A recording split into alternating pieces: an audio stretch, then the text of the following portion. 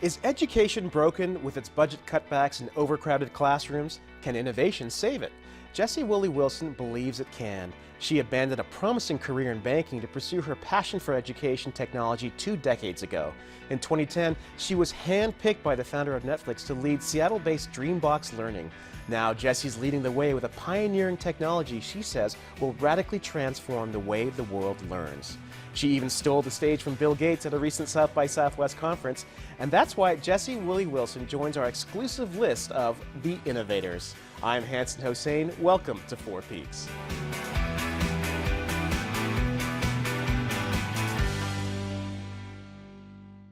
Jessie Woolley-Wilson, welcome to Four Peaks. Happy to be here. Harvard MBA, aspiring banking career. What on earth brought you into education and technology? You know, it's funny. I feel like I've been in education all my life. You know, growing up, my father came here from a different country, from Haiti, and I'm one of 7 children, and education was just a very important part of our upbringing. And from an early age, I tutored kids to try to help them succeed. So we were encouraged to do community involvement, you know, community programs, and tutoring was what felt right for me. So you were obviously there at an early age doing that. You were probably trying to do the right thing by doing the banking thing after getting your MBA. What was it that made that light bulb go on in your head and say, you know what, I actually want to go that direction? You know, even when I was in New York City working at a big bank, I spent time volunteering in education, project literacy, the Harlem Tutorial Program, different things, just to add to my experience and to keep me connected to the community. And I had an opportunity, I used to be an editor at the Harvard Business School paper Harvest, and one of my fellow editors who was on the tech side called me and said he had just gone to Kaplan Educational Centers and they were hiring MBAs to try to bring technology to learning, to the test preparation industry, and that's really where I got my start in education. So Kaplan, Leapfrog, and Blackboard, all these education technology companies, technology's been in education for a long time, but it only seems now to be hitting critical mass, and now you're the belle of the ball in terms of the conversations that are happening with this. Well, I think we're at a different time in history, really. I mean, for a long time, technology has been on the periphery of learning. We've automated grade books, or we've done things faster, but we haven't had technologies that could impact learning at the point of instruction, real time. And so now we're leveraging the investment that the private sector has made in these reference engines in technology. So Amazon or Netflix, all of us have probably ordered something that we didn't think we were going to order, because these are technologies that get to know us through use. We've brought that to Dreambox Learning. So in Dreambox, it's kind of a technology that learns the learner as the learner learns. Wow, how'd you say that also? And how does that make a difference in terms of the quality of learning or even being able to reach a certain level? It's really, really important, because what we are able to do with this nimble technology is ascertain how a child is thinking by watching what they're doing. So every click of a mouse tells the engine something about what the child understands and what the child doesn't understand. And so in real time, that's what I mean by impacting learning at the point of instruction. So real time, when a child makes a decision, we understand the strategies that they're using to solve problems, and we can therefore customize their learning path. What technologies exist now that this could not have been done, say, even 10 years ago? So these are these referral engines, you know, that power things like your experience on Amazon or your Netflix experience.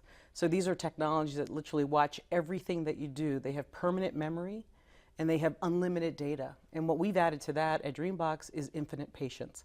So imagine the teacher, a great teacher that you had before when you were a little boy, and imagine why she was a great teacher. She inspired you, she was engaging, she understood how to customize your learning experience. Now imagine that great teacher in a classroom with 30 children. How is even the best teacher in those circumstances able to know what every child needs instantaneously at every moment? That's where technology comes in. Technology can come in and make that teacher more effective at what she does, even if she's a great teacher. But even very importantly, if she's not a great teacher, imagine what technology can do to make sure that that child gets exactly what they need, exactly when they need it, in a way that's inspiring. So when kids are on Dreambox, they actually think that they're playing a game. They love it. They spend a lot of time, they persist through challenge because they're doing exactly what they need. when they need it. What that solution and the success you're talking about implies is that the students aren't necessarily able to get that any further or any longer from the classroom because something isn't quite working. What's going on What's there? going on is just we're really optimizing what is learning, even in the best classroom. So let me give you an example. Let's say you and I are both second graders, you know, and you are just a little further along than I am. And we used a game in Dreambox to build numbers. And Dreambox says, try to use this math rack to build the number 37. And you understand that quickly. So you drag over 3 10s and a 5 and 2 1s. In 4 strokes, you solve the problem. You don't ask for help. You don't hesitate for 2 or 3 seconds. You just do it. I, on the other hand, I don't have as a good command of grouping of numbers. And so I drag over single digits, 37. Well, you get 37 right, and I get 37 right. But should you and I have the same next lesson? No. If we're in the same classroom, the teacher takes us both to the next lesson. Maybe that's a lesson that I'm not ready for and I get frustrated. Or maybe it's a lesson that you've already mastered and you get bored. But she's doing the best that she can do because she can deliver one lesson. Imagine that situation where you're supported with technology and Dreambox sends me earlier in the lesson so that I can get some training in grouping. So I learn grouping, I feel successful, I'm not frustrated. And you go to maybe a subtraction module. Well, why didn't you go to 40 and subtract? You get what you need when you need it. I get what I need when I need it. It's happening instantaneously at the same time in that same classroom. So what's happening here then is that the technology not only is supplying the motivation, but it's actually taking the commoditization out of education and making it more customizable. It's the most supremely personalized learning experience available today. Seriously, I'm not understating it when I say that. And that's what excites me about it. Because not only are kids having fun, but they're persisting through challenge and they're driving their own learning. And they feel like they're masters. You have kids in low socioeconomic situations who are planning on being engineers and coders. Maybe they're going to work right here in Seattle for us, you know? And then you have other kids that don't feel held back. You know, we have to figure out a way to inspire the young geniuses as well. It's specific to mathematics, right, Dreambox? Right now it's mathematics, but the engine was built to really accommodate any kind of discipline. But right now we're collecting about 50,000 data points per student per hour. Well, you know what? We're going to talk a bit more about how Dreambox and other education technology is changing the culture of learning. We'll return with Jessie Woolley-Wilson. We'll be right back.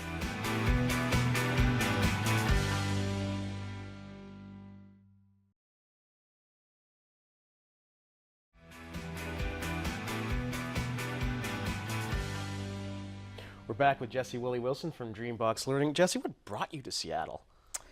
Well, Dreambox brought me to Seattle. In fact, I remember when Reed was talking to me about coming here, I was explaining to him. Reed Hastings from Netflix. Reed Hastings. Yeah. I was explaining to him that I didn't know anyone in Seattle, and I heard that it rained there all the time. And I had just asked my husband to move from California to Washington, D.C. when I worked at Blackboard. I didn't think he was going to be too excited about another 3,000-mile relocation. And so I didn't know how much I was going to like it, but it's a great place. It's a beautiful place. For somebody who's been in education technology in the business for so long, and we're just going to play a little video of what it looks like within your office, what's different or unique about the culture here that feeds or sometimes even detracts from what you want to do with Dreambox Learning? Well, there are an amazing number of innovative people here, inspired by, I think, the culture here. We have a lot of technology companies that get people at different times in their careers, but then spin off people and they create a second career. Right. And so there are a lot of people that are inspired by innovation and they want to do something that has a meaningful impact on the world. I find that there are a lot of people like that in the Seattle area. That's great. Actually, I just realized where I got the video up. We were sort of seeing some of the games, and you've got your dog in the office, so you've got this sort of open entrepreneurial culture of working here. We were both recently at South by Southwest EDU, which has become a huge conference in Austin, Texas now. Everybody seems to be really focused on the future of education right now in this country. Why are we having this national conversation now, you think? I think we're at a unique time in history. And I think there are 3 things that are converging right now that haven't really converged in this way in the past. The first is this emergence of this new class of technology that we've been talking about, and what we call the intelligent adaptive learning. So there are new things that can happen, very powerful things that can happen that can drive education to new levels. But secondarily, a lot of schools are just under a lot of economic pressure. You know, they're facing really an economic tsunami, and they're being forced to do more with less.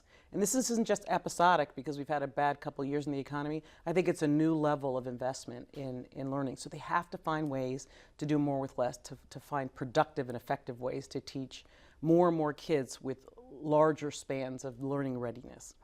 But the third and the most important thing that's happening now, I think, are changed expectations. Permanently changed expectations in the minds of students and parents. Students live technology-infused lives every day. They're always connected until they go to school.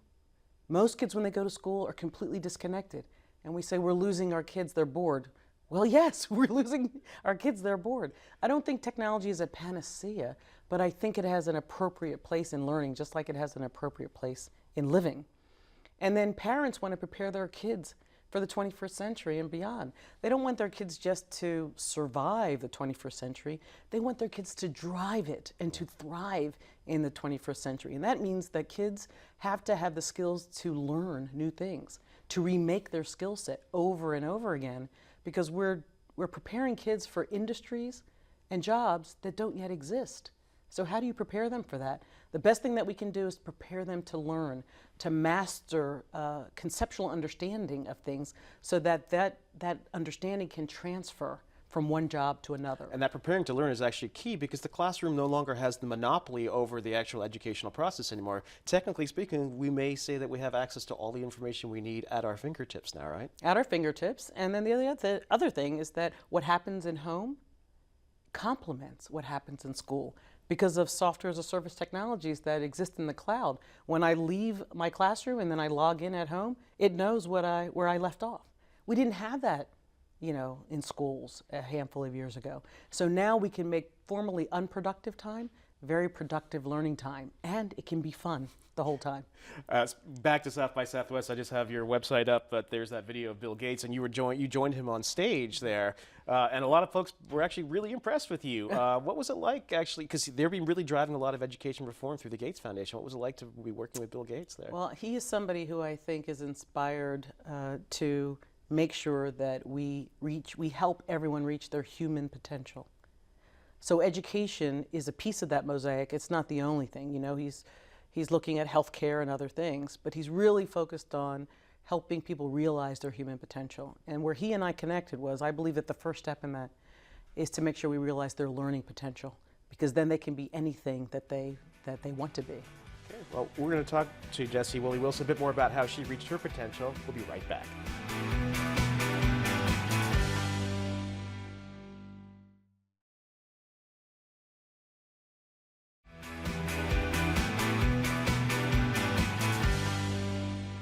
We're back with Jessie Woolley-Wilson, CEO of Dreambox Learning. Jessie, people of color in leadership positions in business are actually becoming a little bit more commonplace in the United States, but having a woman of color in a leadership position, specifically in technology, anywhere, is really unusual. What's that trajectory been like for you? You know, I would say it's planned happenstance. I don't think that I see myself first as a woman or first as a minority, although clearly I'm a woman and a minority. But I feel like in education is a place where a lot of different kinds of people come together.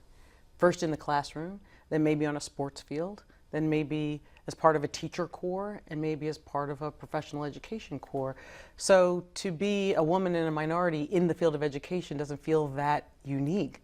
When you put it through the prism of technology, then it starts to stand out. And I'd love every woman, every young lady, every woman to take a coding class. You know, and to see it as a second language almost.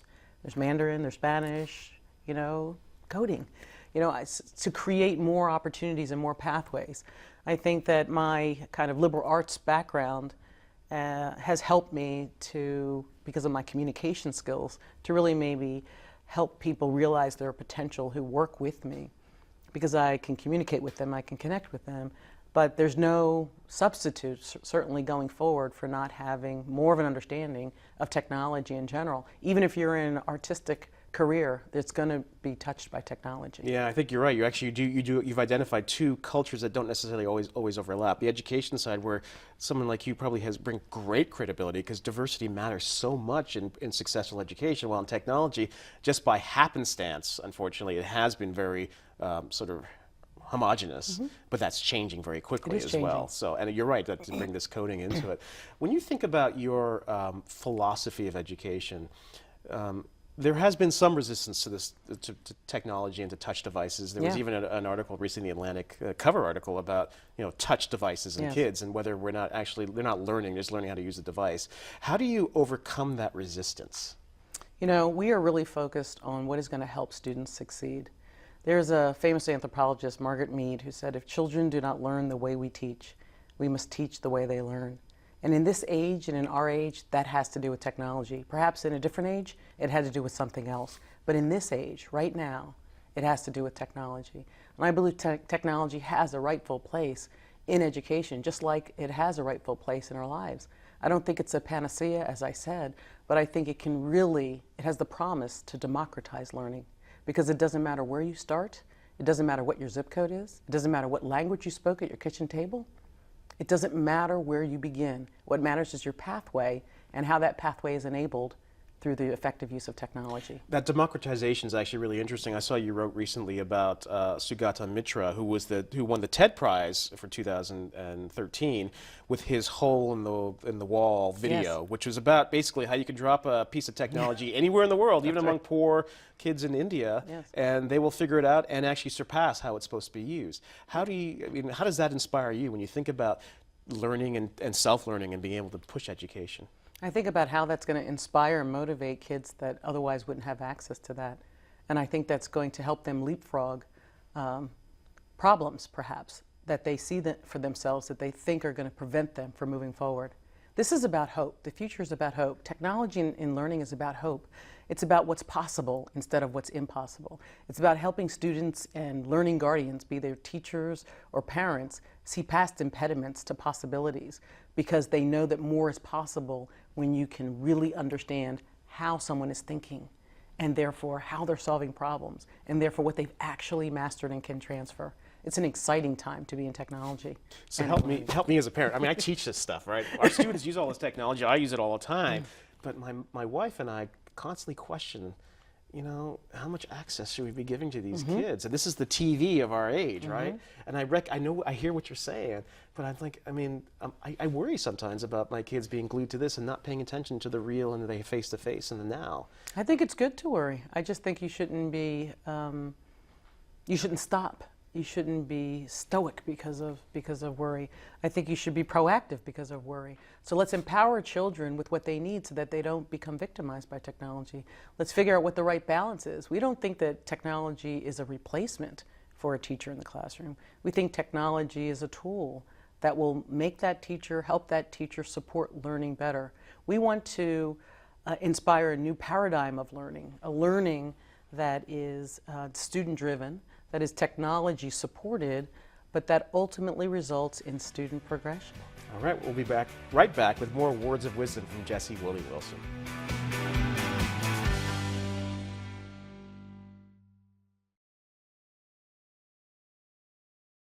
Four Peaks is made possible by generous support from Weber Shandwick. We're back with Jessie Woolley-Wilson from Dreambox Learning. Jessie, it feels like the future is now with all these devices and with what you're doing with your company. But if you had to look ahead, say 10 years from now, given the intense focus we have on our education system in the United States, if you're successful in getting people to sort of see the world your way, what do you think the classroom's going to look like?